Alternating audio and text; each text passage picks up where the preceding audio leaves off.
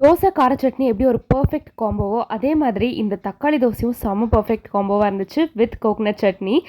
அதாவது நம்ம நார்மலா இந்த கார சட்னி பண்ணுவோம் இல்லையா? தக்காளி, அதுக்கப்புறம் காஞ்ச மிளகா, பூண்டு அவ்வளோதான். அத அப்படியே டைரக்ட்டா மாவுல போட்டு பண்ணோம்னா, நம்ம அதுக்கு சைட் டிஷ்ஷே தேவையில்ல. வெறுமனே அப்படியே சாப்பிட்டுக்கலாம். நான் வந்து கூட சட்னி பண்ணியிருந்தேன். பட் கோகனட் சட்னின்னு சொல்லியிருந்தேன் இல்லையா? நம்ம ரீசென்ட்டா ட்ரெண்டா இருக்கிற கோகனட் சட்னி வித்தவுட் கோகனட் அதுதான் பண்ணியிருந்தேன். ஆனா அந்த ரெசிபி பார்த்ததுக்கு அப்புறம் தான் ஞாபகம் வந்துச்சு. அட பாவிங்களா! இது சின்ன வயசுலேருந்தே எங்க அம்மா பண்ணிட்டு இருக்கிற உடச்ச கடல சட்னியாச்சே அப்படின்னு சொல்லிட்டு.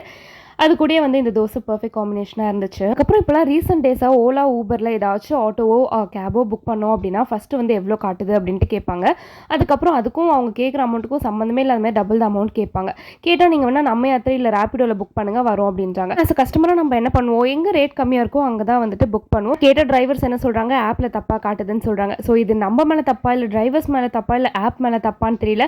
பட் இந்த ரைட் புக்கிங் வந்து ரொம்ப ஒரு ஹெக்டிக்கான ப்ராசஸா இருக்கு. இத பத்தி உங்களுடைய எக்ஸ்பீரியன்ஸ் என்னன்னு சொல்லிட்டு மறக்காம கமெண்ட் பண்ணுங்க.